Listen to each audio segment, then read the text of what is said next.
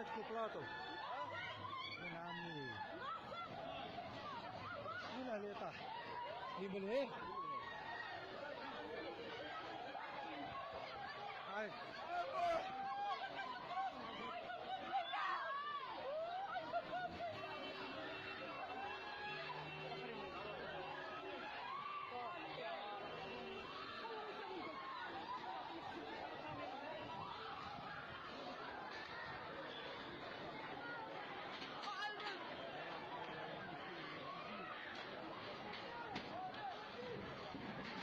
وخروا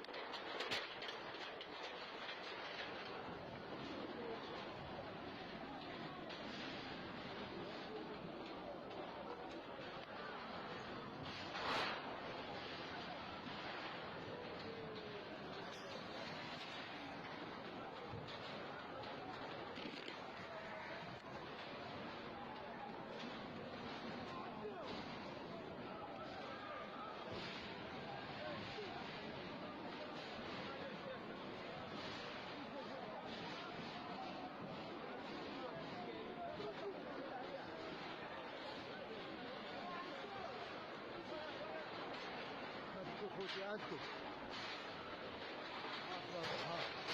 ها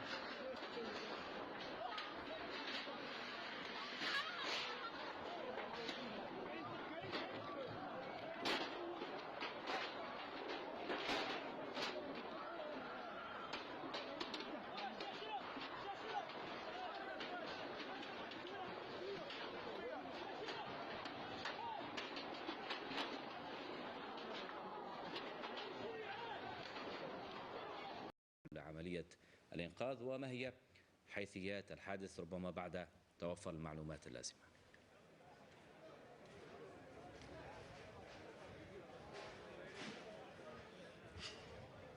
نعم، لا نزال دائما بموقع انهيار العمارة بشارع الإخوانيات بحي البلاطو. الجهود لا تزال دائما متواصلة لإنقاذ الضحايا إن وجدت، لأننا لا نعلم إلى حد الآن عن حال وجود مفقودين.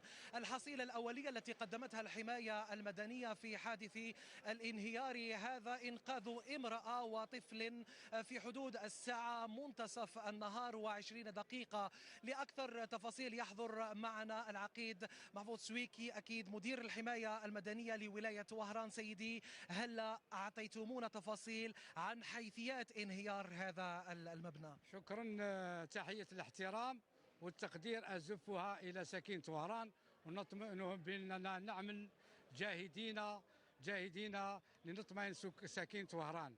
أما على الساعة الثانية زوال 32 دقيقة تم إبلاغنا من طرف مواطنين انهيار مبنى مكون من 3 طوابق، الريسوسي بليس 3 étages. Immédiatement, on a dépêché des grands moyens, les moyens humains et matériels, des moyens spécifiques فيها الكلاب المدربة، الفرق المختصة في الأماكن الوعرة، وبحنكة أعوان الحماية المدنية تم إنقاذ ضحيتين.